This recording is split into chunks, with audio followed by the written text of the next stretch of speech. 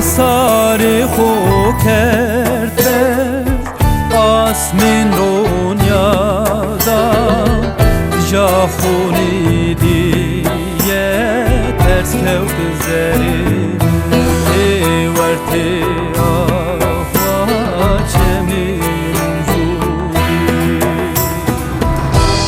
Hola, ¿qué tal? Este es un nuevo programa de Kurdistán desde el Sur, el número 9. Este es un programa dedicado a la solidaridad con el pueblo kurdo. ¿Qué tal, Laura? Hola, Tamara. Queremos contarles que vamos a tener en nuestro staff al compañero Martín Romero, que nos va a estar contando sobre las batallas más emblemáticas de Medio Oriente y la importancia de que él escriba e investigue para el blog Kurdistán desde el Sur. Pueden leer sus notas en www.kurdistandesdelsur.blogspot. ¿Lo tenemos en línea, Martín? Hola, Martín, ¿qué tal? ¿Qué tal? Buen día. Hola, ¿qué tal, Martín? Desde Antena Negra te hablamos de Kurdistán desde el Sur.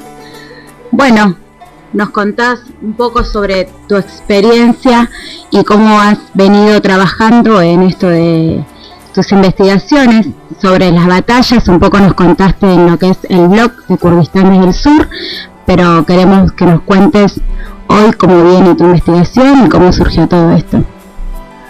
Bueno, yo llegué a la lucha del pueblo kurdo ya hace varios años, concretamente y más en detalle desde que estalló la primavera árabe y bueno, toda la crisis en Medio Oriente y más específicamente de la guerra civil siria, donde por primera vez el movimiento de liberación kurdo pudo establecer un gobierno autónomo llevado a cabo por asambleas populares.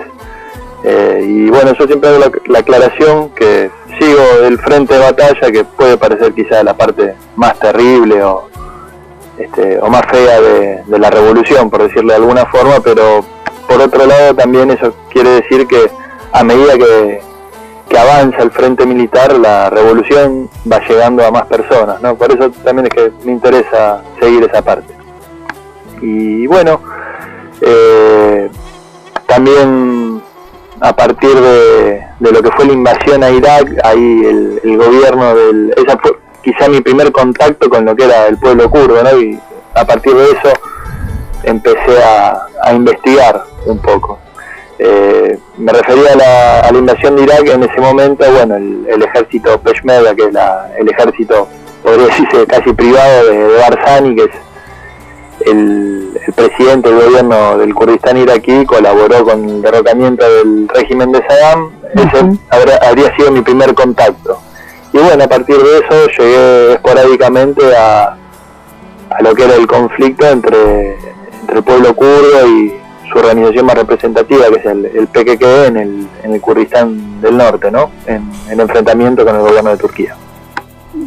Bien, ¿y cómo ves la situación hoy en Turquía y cómo vienen las batallas en Turquía? Bueno, ese es quizá en este momento el frente más complicado, ¿no? El de Bakur, o como le dicen el Kurdistán turco. Ahí hay una invasión directa del ejército turco, que recordemos es el segundo más importante de la OTAN. Hay una invasión directa en la ciudad, actos de genocidio, se podría decir, y violaciones a los derechos humanos diarias y constantes, no solo contra los combatientes kurdos, sino contra la población civil. Literalmente los tanques de ocupación están demoliendo los edificios, un poco en consonancia con lo que había pedido el presidente Erdogan, ¿no? El presidente turco Erdogan, que había dicho que iban a demoler las ciudades kurdas. Bueno, están haciendo eso los tanques, están bombardeando las ciudades y con la población adentro, y bueno, otra población está siendo llevada a dejar la zona y a movilizarse, ¿no? A salir de las ciudades, de sus ciudades. Pero bueno, es quizá el frente más complicado, porque bueno, las autodefensas están tratando de defender su tierra, pero aún así es muy difícil por lo encarnizado y la violencia del Estado. ¿Cómo ves la situación en Kobani, en Rojava, que el año pasado los cantones se están unificando ¿Cómo vos ves la situación? Mirá, es quizá la región del Kurdistán donde es más auspicioso, ¿no? Donde la revolución está avanzando día a día, porque ahí, bueno, las autodefensas están mucho mejor organizadas, la verdad que trabajan muy bien, han logrado asegurar la zona, y bueno, después de el hito para mí de la lucha del pueblo kurdo en los últimos años, que fue la batalla de Kobane, ha sido quizá el punto de partida para la expansión de la revolución en Rojava, la consolidación de la revolución en Rojava.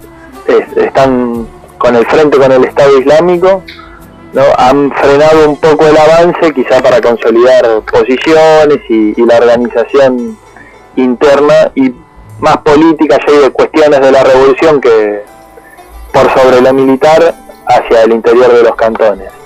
Pero bueno, están también preparando una operación para unificar los cantones, pero también están demorando porque quieren evitar que haya muchas víctimas civiles y también tratar de reunir la mayor cantidad de fuerzas como para poder avanzar sobre las ciudades de Manbij y Arabulus, todas en manos del Estado Islámico.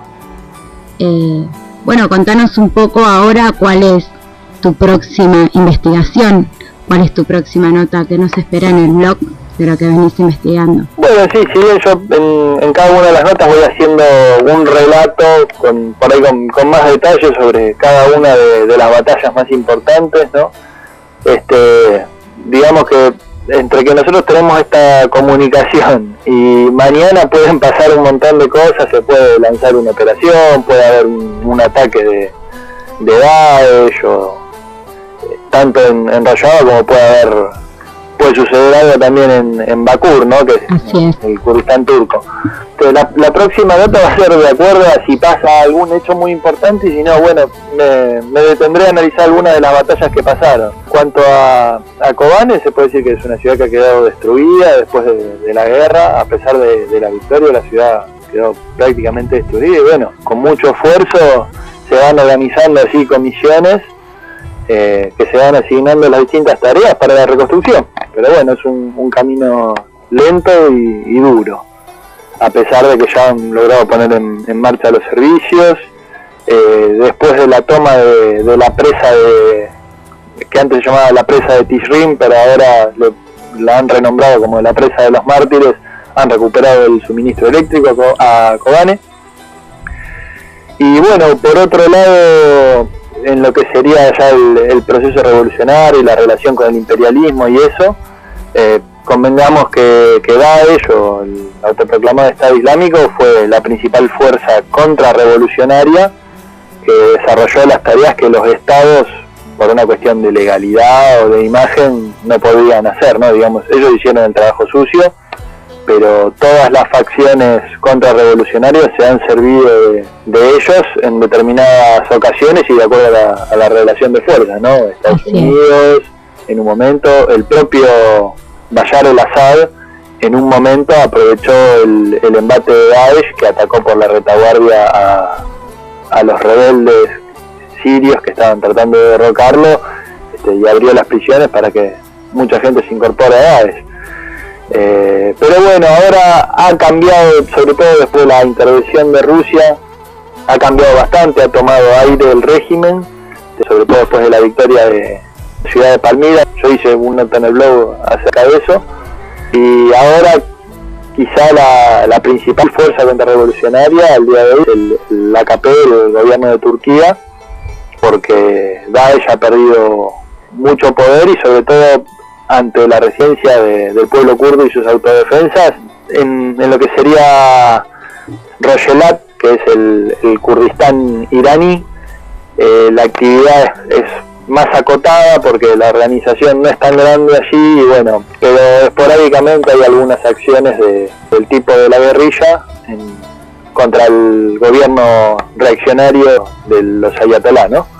Así es. Y por otra parte, en Bashur, o el Kurdistán iraquí, es muy fuerte el gobierno regional, por el clan Barzani y el clan Talabani, muy vinculados al imperialismo, Ahí quizá el trabajo del movimiento de liberación kurdo es más político, pero a pesar de que hay bases desde donde operan las guerrillas kurdas en Kandil, que sería Bashur, están muy acotados a esa zona nomás. Bueno, buenísimo, Martín. ¿Algo más que nos quieras contar? Que te haya quedado. Quiero aprovechar para también llamar a todos los que se interesen en la sección del blog, donde bueno, yo estoy participando con más frecuencia, que es también una parte importante de la revolución, las batallas y cómo se va ampliando la frontera de la revolución, ¿no? Bueno, muchísimas gracias, Martín, te agradecemos mucho, agradecemos tu participación en el blog y vamos a estar además invitándote para la revista que queremos sacar desde Kurdistán del Sur y lo que es la revolución, ¿no? Para poder que todo el mundo se entere de lo que está ocurriendo en Medio Oriente. Bueno, cómo no, estoy a su disposición, me pueden llamar para lo que sea. Bueno, muchas gracias, Martín, hasta luego. No, de nada, gracias a vos por el espacio. Hasta luego. Bueno, después de la comunicación con Martín y de lo que viene escribiendo en el blog, ahí nos contó un poco sobre el proceso y cómo va a seguir sus notas, así que nos vamos a una breve pausa y enseguida seguimos con el programa número 2.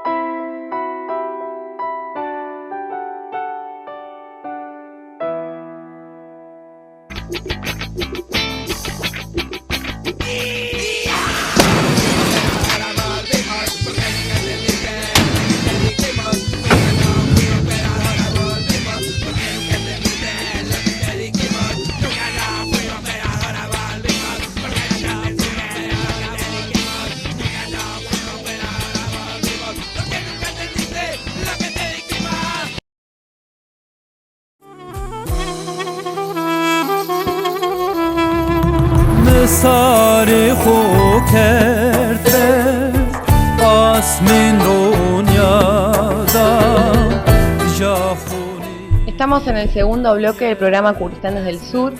En el primer bloque habíamos tenido una entrevista con el compañero Martín Romero. En esta parte del programa estamos con Juan Carlos Beika. Juan Carlos, siguiendo un poco lo que nos venía contando Martín de las batallas emblemáticas de Medio Oriente, contanos vos cómo se está dando en este momento el avance militar del pueblo kurdo. Sí, es muy bueno lo que contó Martín y lo que va a seguir contando y lo que está escribiendo en el blog, porque es un especialista muy avesado en las cuestiones del pueblo kurdo y en particular todo lo que tiene que ver con las batallas emblemáticas, como él contó de Kobani, de Tal Abyad, Haseki y otras más. Siguiendo el hilo de lo que él estaba diciendo, hay una ofensiva militar de parte del pueblo kurdo, de sus milicias, de cada uno de los destacamentos que está peleando contra el Estado turco y contra el Estado islámico. Esa ofensiva tiende a unificar los cantones.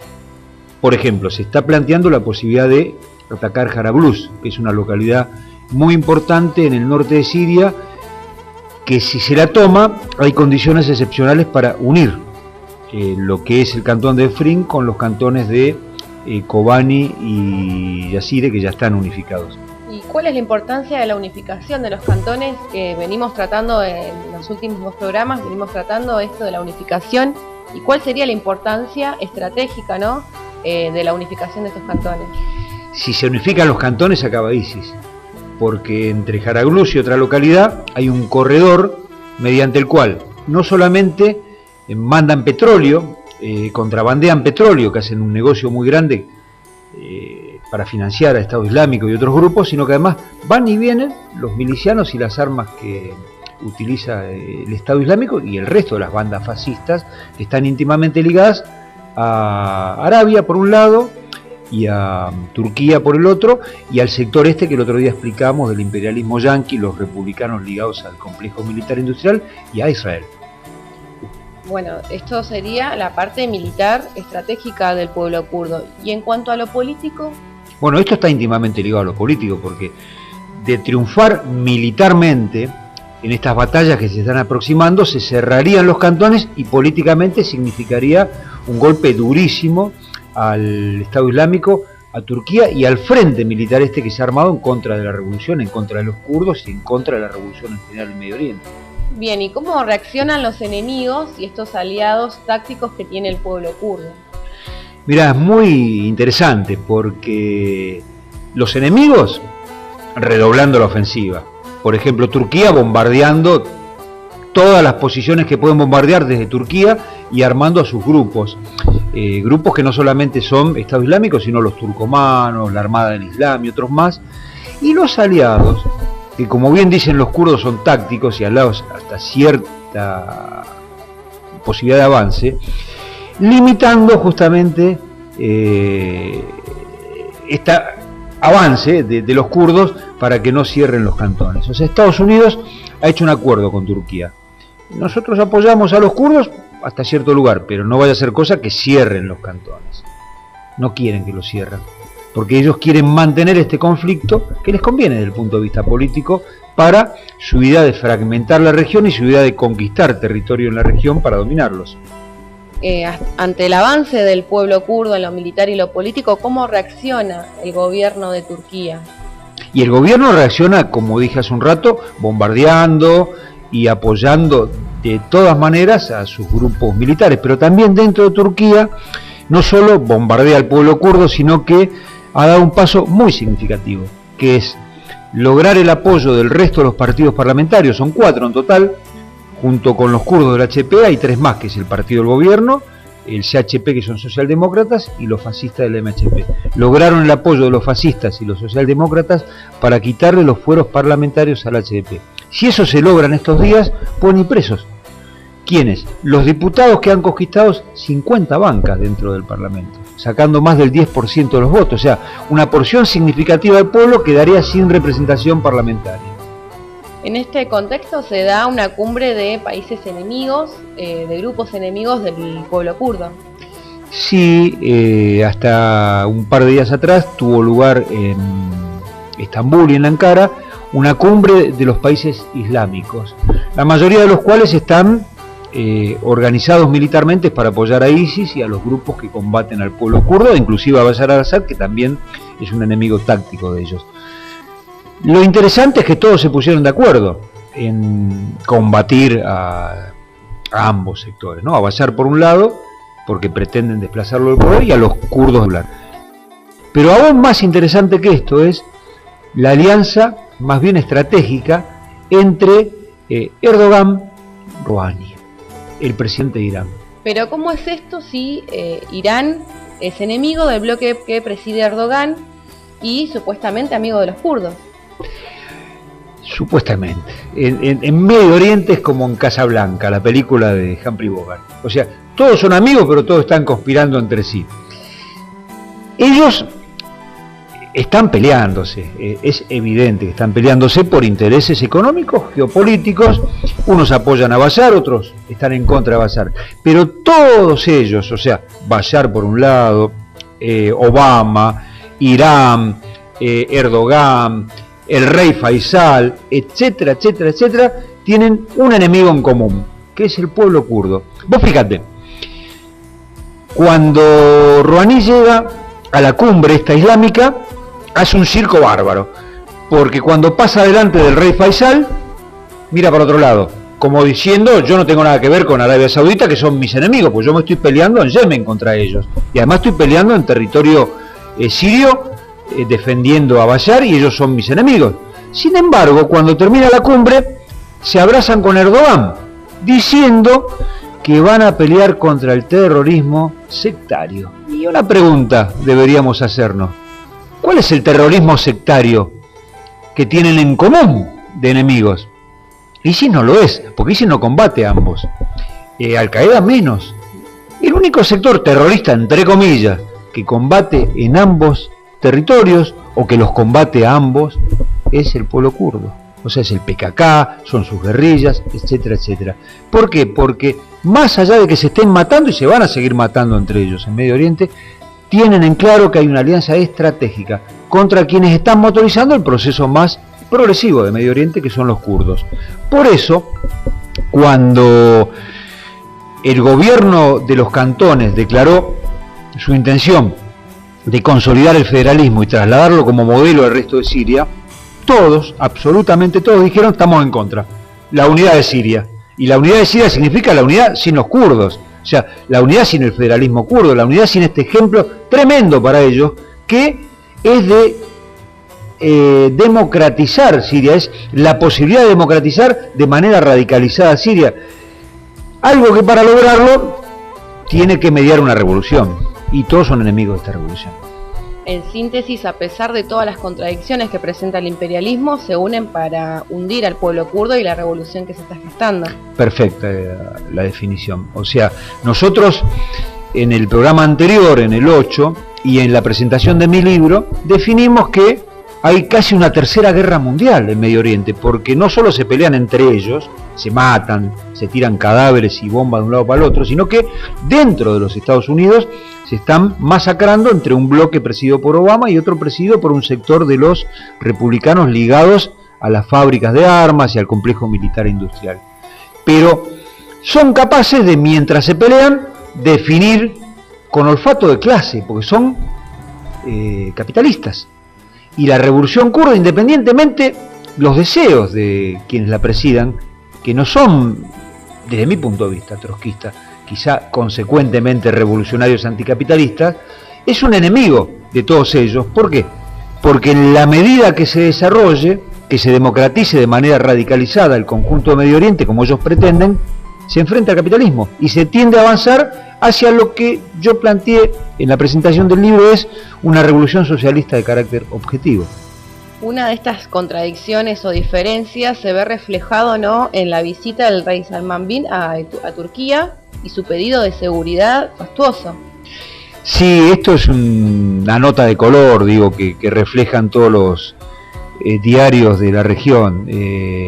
Salman, que es el rey de Arabia, aliado estratégico de Qatar, del sector republicano que arma ISIS y obviamente Erdogan, y de Israel, viajó con una corte de no sé cuántos cientos de secuaces a Turquía, y lo primero que pidió es que el hotel donde iba a estar en Ankara, creo que una noche, le blindaran las paredes y los vidrios, y además tener a disposición 200 coches de extremo lujo. Bueno, ese tipo de personajes son los que están enfrentando a los kurdos, porque no solo defienden los lujos que tienen a su alrededor como jerarcas y gerenciadores del Estado que comandan, sino a las burguesías ligadas al comercio y a la extracción de petróleo que están detrás de ellos, son muy poderosas e íntimamente ligadas, como dijimos, a los Estados Unidos. No nos olvidemos que estos son los wahabitas, o sea, son los promotores del Islam wahabita, que es el mismo Islam que practica ISIS,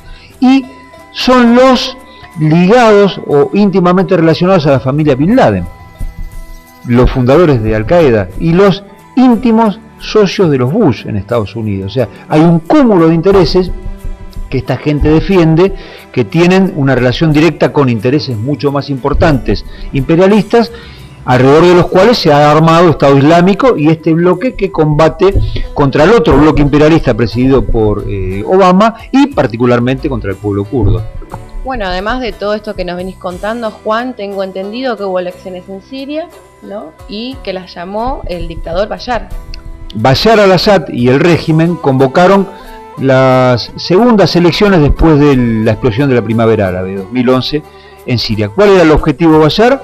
Consolidar su poderío, legitimarse, porque hay algo muy importante: el bloque de Obama, el Papa y todos los que apoyan político y militar están tratando de que haya una transición que permita sacarlo probablemente a Bashar, pero mantener lo esencial del régimen, para lo cual Bashar necesita fortalecer ese régimen justamente, y así mismo llamó elecciones.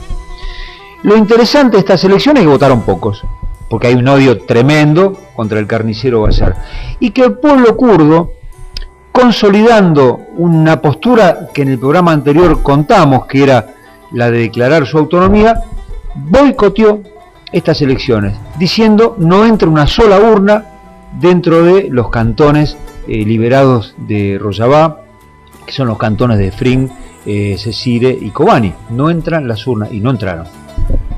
Bueno, entonces, Juan, fue un boicot a las elecciones en Siria. Multitudinario. El pueblo kurdo ha demostrado algo que tiene su importancia política. Debatimos con los dirigentes del pueblo kurdo en el sentido de la necesidad de aunar esfuerzos, de unirse con el resto del pueblo sirio contra el carnicero Bashar, y ellos tenían ciertos reparos, ciertas discusiones tácticas en relación a la no ubicación de dos enemigos al mismo tiempo, pero para nosotros era muy importante que lo hicieran, porque era democratizar Siria sin que caiga la dictadura de Bashar. Y no hay manera sin enfrentar al imperialismo que lo banca, Putin, Erdogan y compañía. Y la definición del gobierno de carácter federalista, de la necesidad y la posibilidad de trasladarlo al resto de Siria como modelo, y este boicot de parte del pueblo kurdo y sus organizaciones a Bashar, avanza en el sentido que a nosotros nos parece lo más correcto. Por eso no es casualidad que ahora estén atacando Alepo la mayoría de las fuerzas contrarrevolucionarias, porque Alepo es un lugar emblemático dentro de Siria, un bastión del pueblo kurdo.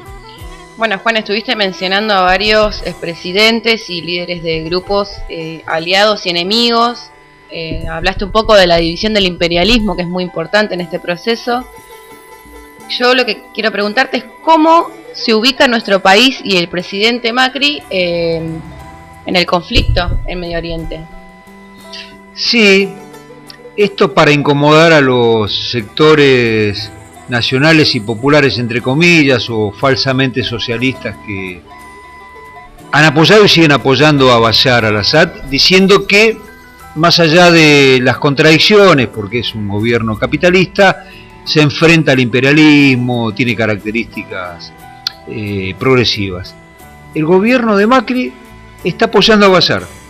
La canciller Malcorra acaba de participar en una conferencia de prensa con Sergei Lavrov, que es el ministro de Relaciones Exteriores de Rusia, diciendo de que hay que apoyar las elecciones que acaba de realizar el régimen, porque eso significa la posibilidad de estabilizar la región.